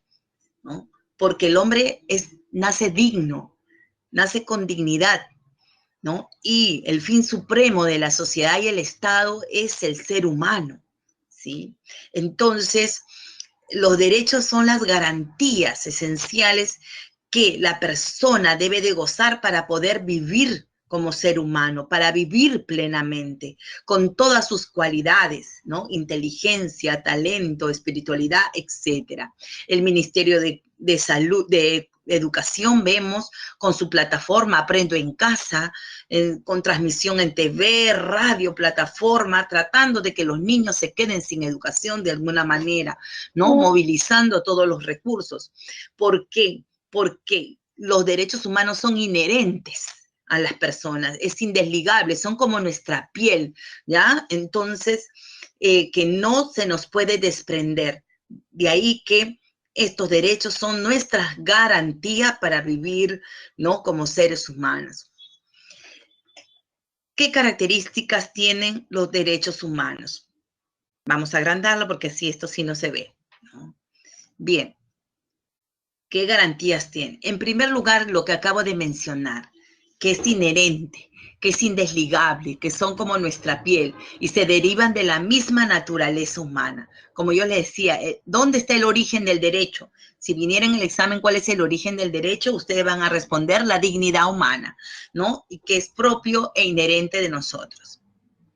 La segunda característica o principio del derecho es la universalidad, ya que es común para todas las personas sin distinción, sin ninguna distinción. El principio de igualdad, ¿no? Y universalidad del derecho. Es ecuménico, ¿no? Aquí, en Asia, en Oceanía, en Europa y en todo el mundo. Son interdependientes. ¿Qué dice ahí? La vigencia de uno comporta la vigencia de los demás.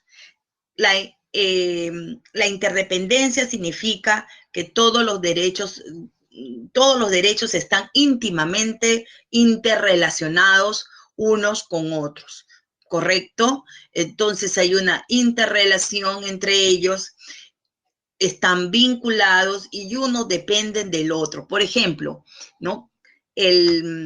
¿Cuáles son los que están vinculados con el trabajo? ¿No? Seguridad social, vacaciones, licencia por maternidad, por paternidad, jornada laboral de 8 horas, ¿no? Feriados, no se trabaja, remuneración. Entonces, hay muchos derechos que dependen del derecho al trabajo. Ahí nomás un ejemplo claro, ¿no? Indivisibles, ¿qué significa? ¿No? Que dice, ningún derecho puede disfrutarse a costa del otro, no puede prescindirse de ninguno.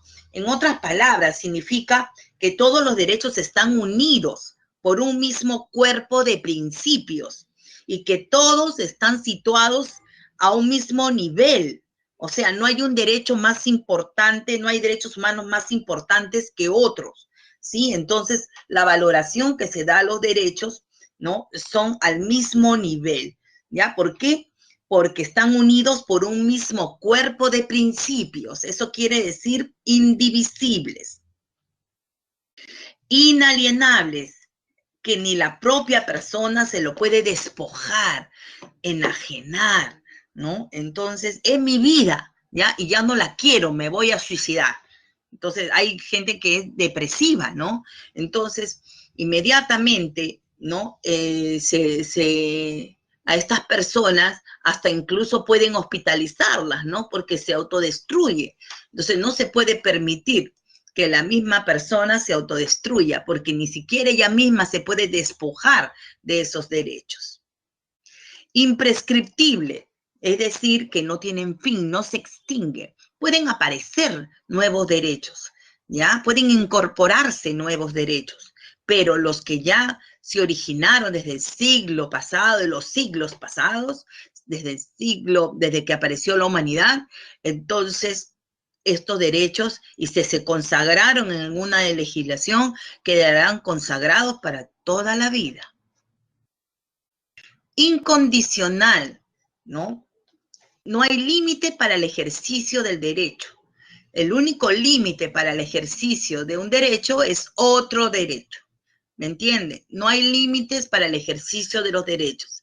El único límite es otro derecho. Por ejemplo, yo tengo derecho a la libertad y todos tenemos derecho a la libertad. Pero si me voy a poner yo a robar, ¿no?, a la gente, arrebatándole los celulares, ¿ya?, a mano armada, atentando contra su integridad física, entonces ya estoy violentando el derecho de otros. Y como el límite de un derecho es el otro derecho, pues yo te castigo y te encierro y te recorto ese derecho a la libertad por haber violentado los derechos de otros, ¿sí? Es el único límite. Inviolables, que no pueden ser violentados ni vulnerados. ¿Por quién? Por el Estado, funcionarios, autoridades, instituciones y ninguna otra persona, ¿no? Inmediatamente para eso, a ver, chicos, si se violenta o se vulnera o se ve amenazado un derecho, ¿a qué recurro? ¿Saben a qué podemos recurrir?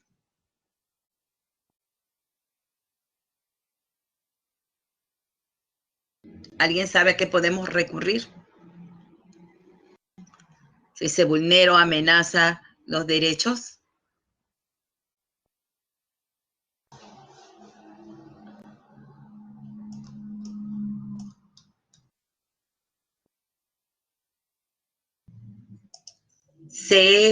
Tenemos para ello, tenemos lo que se conoce como garantías constitucionales. Perfecto, Raquel, María, muy bien.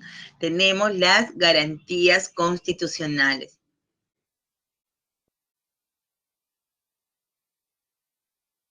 Muy bien.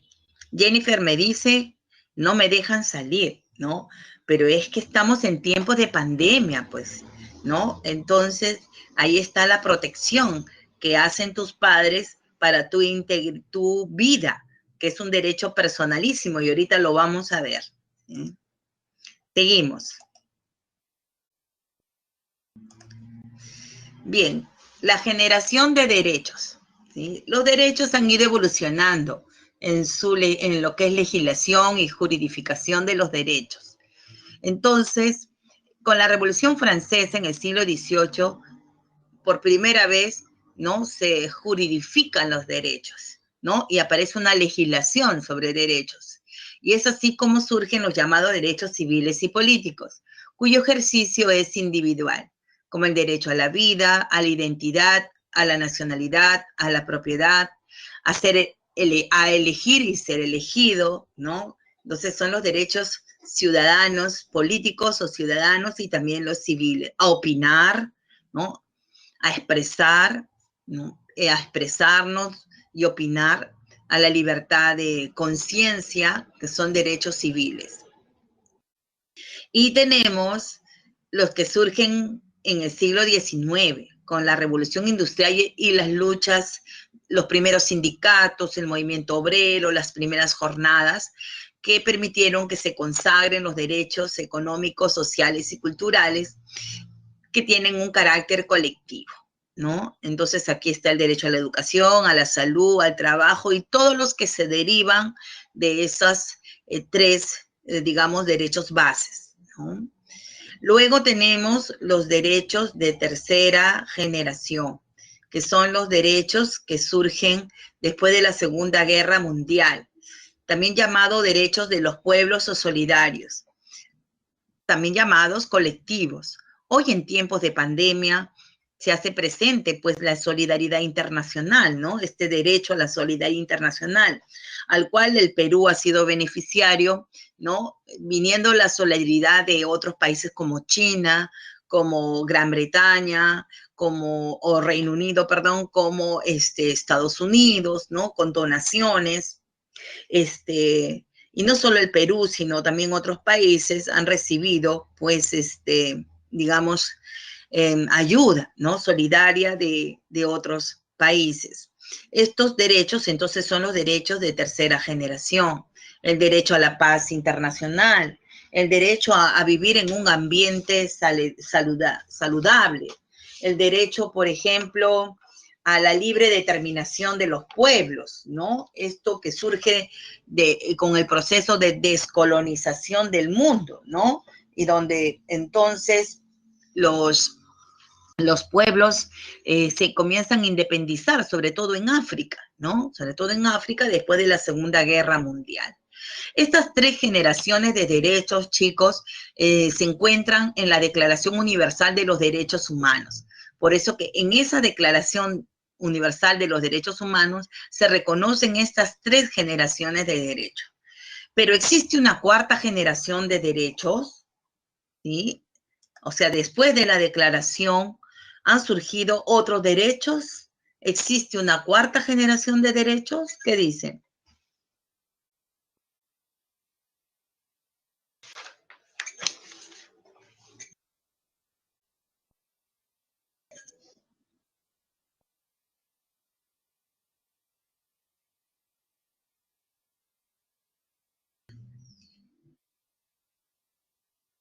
Exacto. Los tecnológicos, ¿no es cierto? Tenemos los de cuarta generación, los que tienen que ver con el acceso a la información en las redes, al ciberespacio, ¿no es cierto? Entonces, estos derechos también son llamados derechos de ¿qué? De cuarta generación, ¿no? Entonces, acceder al ciberespacio, a las redes sociales, ¿no? Entonces, al espectro radioeléctrico, a la autodeterminación informativa, a la seguridad digital, ¿no? A la libre expresión en los medios informáticos. Entonces, todo lo que tiene que ver con el uso de la tecnología, ya entonces son derechos que no fueron considerados en la Declaración Universal, ¿no? De los Derechos Humanos. Por eso se afirma que ya son derechos de cuarta generación, ¿sí? Bien. En la separata también lo hemos colocado, ¿ya?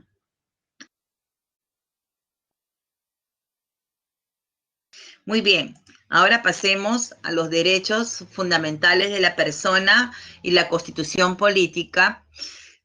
Miren, yo les decía, ¿no? El hombre nace digno y por lo tanto la defensa de la persona humana y el respeto de su dignidad son el fin supremo de la sociedad y el Estado. Esto está escrito y es el artículo 1 de nuestra Constitución. Entonces, ¿qué significa esto? Significa que todo aquello que esté en la Constitución establecido ha sido creado para defender a la persona humana ante todo, ¿sí? Y nuestro bienestar. Por eso es que toda constitución comienza, básicamente las constituciones de todo el mundo comienzan con este artículo, con este principio fundamental de la defensa de los derechos humanos. En el artículo 2 de nuestra Constitución ya se encuentran los derechos fundamentales de las personas. Aquí se establece que son derechos personalísimos. En la teoría de derechos se le habla a los vitales, ¿no? Los personalísimos, vitales, cuyo goce es individual, ¿no? Estos derechos personalísimos son los derechos a la vida, a la identidad, a la integridad moral, psíquica y física, y al libre desarrollo y bienestar, ¿sí? Que son los derechos, como repito, vitales, ¿no? Para la vida de las personas y cuyo goce es individual. También el artículo 2 establece que las personas somos iguales en derecho. en el Perú, el derecho a la igualdad se traduce digamos, en la situación en la cual no existe discriminación en el Perú por ningún motivo, llámese origen, llámese raza, sexo, idioma, religión, opinión, etcétera, ¿no? Ustedes dirán, pero acá sí hay discriminación en el Perú. Sí hay problemas, obviamente, es uno de los problemas que tenemos y lo vamos a tocar en las próximas semanas, ¿no? ¿Cuáles son los principales problemas que afronta el Perú? Y uno de ellos es la discriminación, pero eso ya, digamos, un acto discriminatorio significa un acto de violación de los derechos. Por eso es que nuestra Constitución defiende la igualdad y señala, digamos, expresamente que no existe discriminación por ningún motivo en el Perú.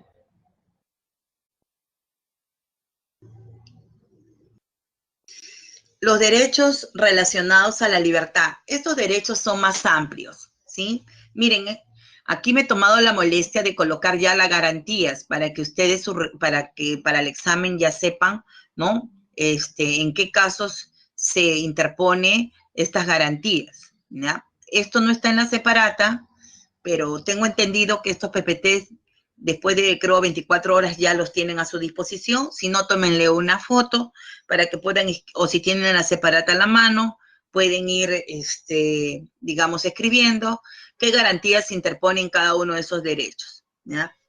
Bien, entonces tenemos los derechos a la libertad, ¿no? ¿Cuáles son esos derechos? Tenemos en primer lugar el concepto de libertad individual, ¿no? Que está relacionado con este derecho a elegir el lugar de residencia, a transitar por el territorio nacional y a salir del territorio nacional y entrar en él.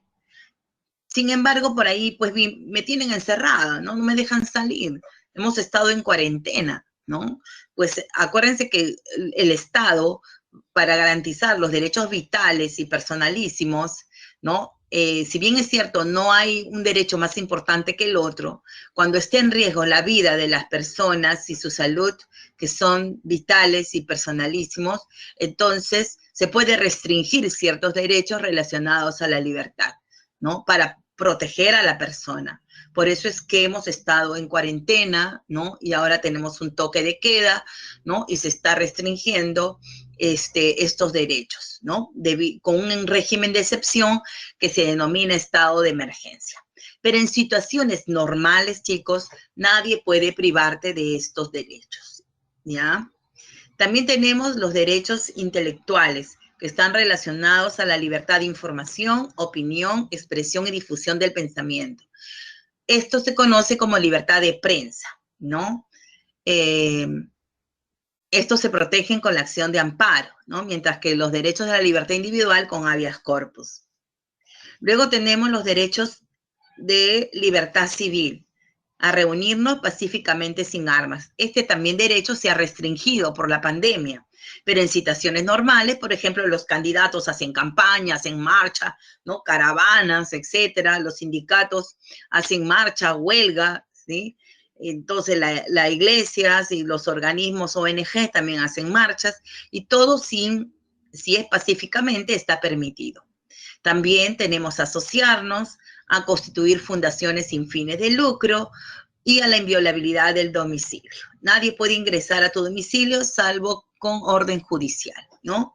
Entonces, si se vulnera alguno de estos derechos, se interpone ¿qué? Una acción de amparo, ¿sí? La libertad espiritual está relacionada con la libertad de conciencia y profesar una religión. Nadie te puede obligar a ti a hacer algo que no está de acuerdo a tu conciencia, ¿no? Y tampoco te pueden obligar a profesar una religión en la cual tú no crees. Finalmente, al ejercicio público de las confesiones. La libertad espiritual, al ser individual, también se protege con habeas corpus, ¿sí? Tenemos la libertad económica, a la propiedad y a la herencia y a trabajar libremente. Pero ojo con esto, a trabajar libremente, pero sujeto a la ley.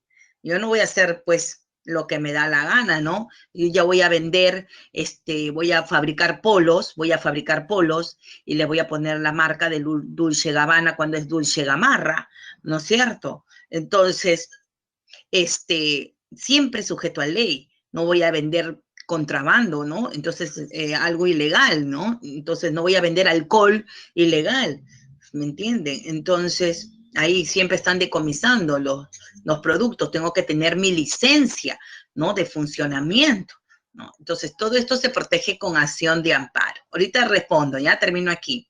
Y finalmente tenemos lo de seguridad personal, ¿no? Esta seguridad personal está conexo a este de aquí. Al estar conexo, al estar conexos con este de aquí, entonces también se protegen ¿con qué? Con habeas corpus. Aquí en el Perú se protege la presunción de inocencia. Soy inocente, ¿no? Sí, todos son inocentes hasta que se demuestre lo contrario en el Perú, ¿no? Y nadie está obligado a hacer lo que la ley no manda, ni impedido hacer lo que ella no prohíbe. Además, nadie puede ser incomunicado en el Perú, salvo para investigar un caso de un delito, ¿no? Que te lo llevan a la carceleta. Por último, en el Perú no hay prisión por deuda. Ahorita que estamos en tiempo de pandemia, mucha gente está reclamando la luz, no ha pagado la luz, el agua, le debe a Saga, a Ripley, a todo el mundo le debe, ¿no? ¿Se va preso por deber? No. Pero ojo, hay una excepción también. Aquí al único que no le puede deber es a quién. A ver, ¿a quién no se le puede deber y me voy preso? ¿Quién me dice?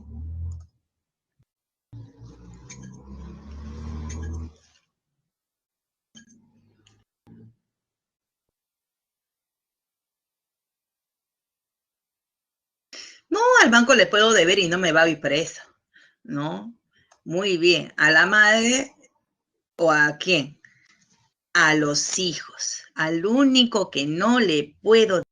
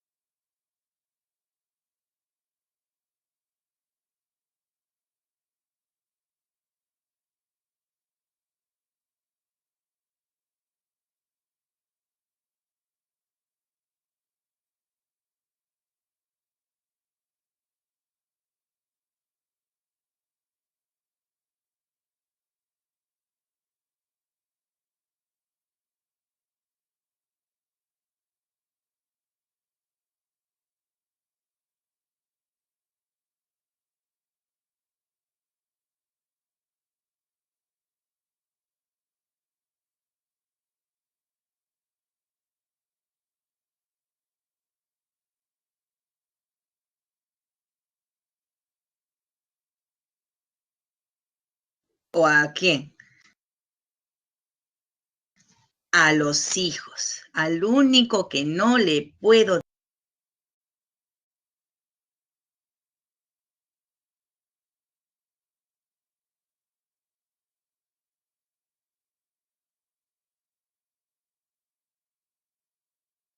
Muy bien. ¿A la madre o a quién?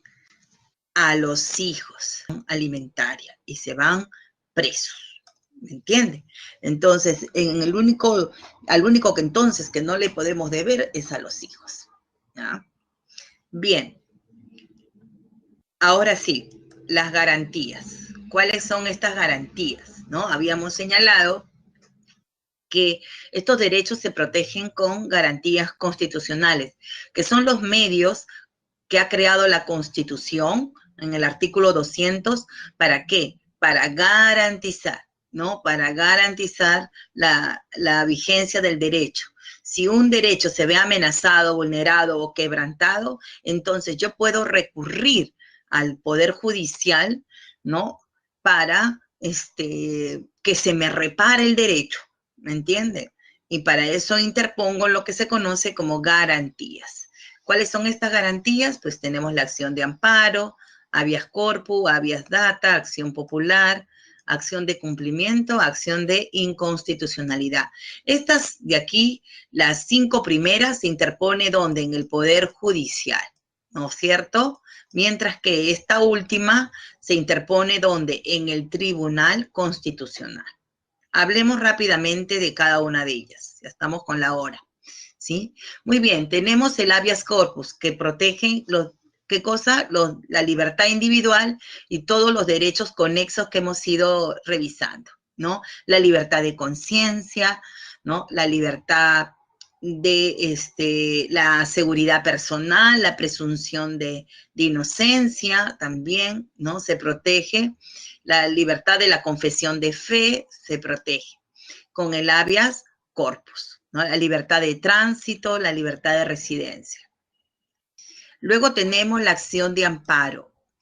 Ojo con esta acción, porque es la más amplia, es la que abarca más, porque esta acción de amparo es la que protege todos los derechos que están en la Constitución, todos con excepción de los que se protege con el habeas corpus, ¿no? O se protege con el habeas data. Entonces, pero todos los demás derechos se protegen, todo lo que esté estipulado en la Constitución como derecho se protege con la acción de amparo. El derecho a la educación, el derecho al trabajo, ¿no? A la inviolabilidad del domicilio, el derecho de asociación, ¿me entiende? Etcétera. La libertad de prensa, ¿no? Etcétera. Tenemos el habeas data. Esta garantía, ¿sí? Esta garantía protege el acceso a la información, no la libertad de información, no se me confundan en el examen. La libertad de información, la libertad de opinión, o sea, lo que se conoce como libertad de prensa se protege con la acción de amparo. Aquí estamos hablando del acceso a la información requerida, ¿ya? El acceso a la información solicitada. Si se me niega el acceso a la información requerida, entonces yo interpongo un habeas data. Pero además la Constitución establece que yo puedo solicitar información, pero no relacionado con la intimidad de las personas, ni tampoco ningún servicio informático, medio, escrito, radial, televisivo, puede informar algo que afecte la intimidad personal y familiar. En esos dos casos se interpone el habeas data. Tenemos la acción de inconstitucionalidad, ¿sí? Esta es la máxima, ojo, claro, se fue presa, ¿se acuerdan? Y Magali se fue presa, decía ahí por ahí Magali, ¿no? Entonces, acuérdense que cuando Magali se fue presa, analicen su caso, ¿por qué fue? ¿No? Porque violentó la intimidad. Cuando tú eres una persona pública y estás en un lugar público, eso ya no es intimidad, ¿me entiendes? Porque tú te estás haciendo público, estás en un lugar público. Pero si tú estás en tu casa y ponen cámaras o te chuponean, como dice, ¿no? Tus llamadas telefónicas, eso ya está atentando contra tu intimidad. Seguimos. La acción de inconstitucionalidad. Esta es la garantía de garantías. Yo le llamo así porque es la que protege a nuestra Constitución, a Doña Constitución, a la ley de leyes, ¿no? Lo máximo es nuestra Constitución y nadie puede, ¿no?, contravenirla ni nadie puede violentarla. Entonces, si una ley, supongamos la Ley General de Educación, el Congreso aprueba una nueva Ley General de Educación, y esa nueva Ley General de Educación dice que la educación primaria ahora es privada, ¿me entiende? Cuando la Constitución dice que es gratuita, ¿está violentando o no la Constitución? Por supuesto que sí. Entonces, inmediatamente se interpone en el Tribunal Constitucional que esta garantía, la acción de constitucionalidad, que procede solo para normas que tienen rango de ley.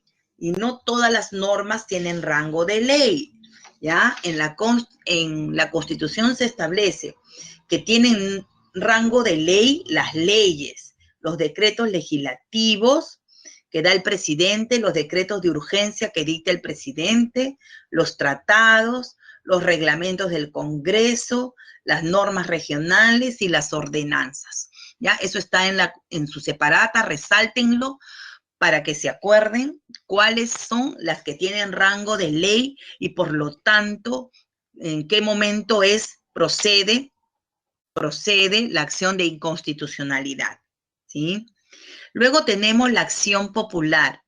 ¿Cuándo vamos a interponer en el Poder Judicial una acción popular?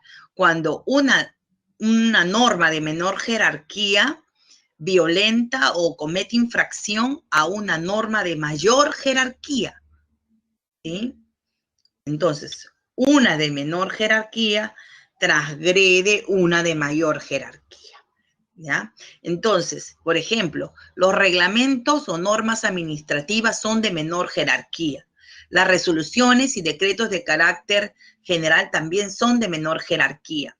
Por lo tanto, estas no pueden violentar una de mayor jerarquía, que es la ley o la Constitución. Finalmente, tenemos la acción de cumplimiento. Cuando un funcionario se encuentra renuente a acatar, Profesora Ani.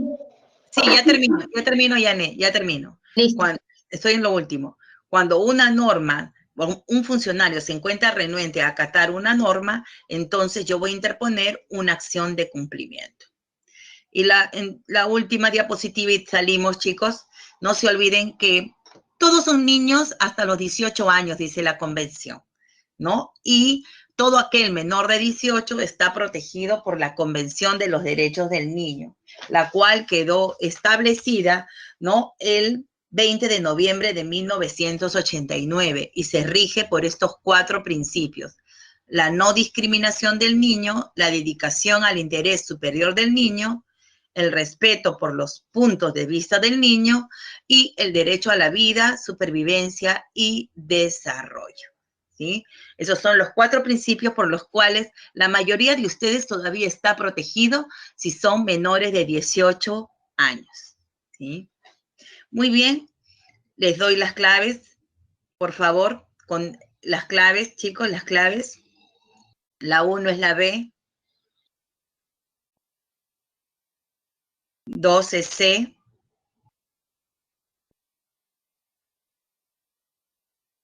3 es D,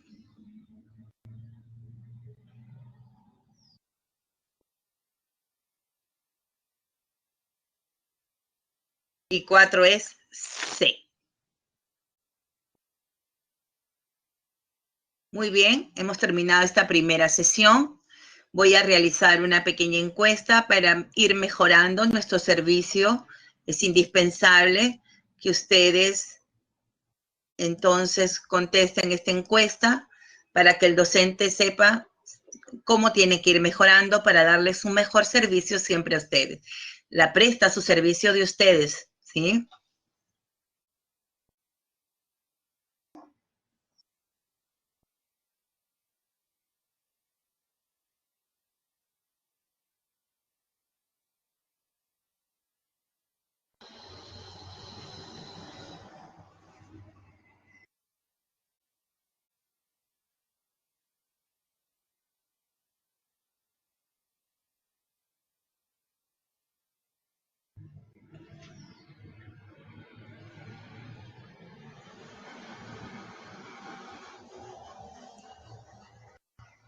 Muy bien, gracias. Terminamos, me faltan 2.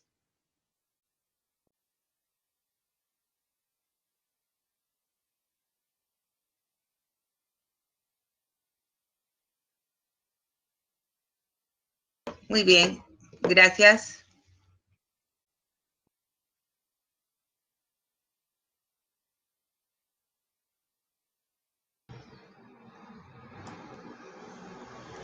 Muy bien, chicos, nos vemos entonces el próximo sábado. Buen fin de semana, ¿no? Ha sido una semana en la que ustedes se han ido adaptando, ¿no? A la presa San Marcos.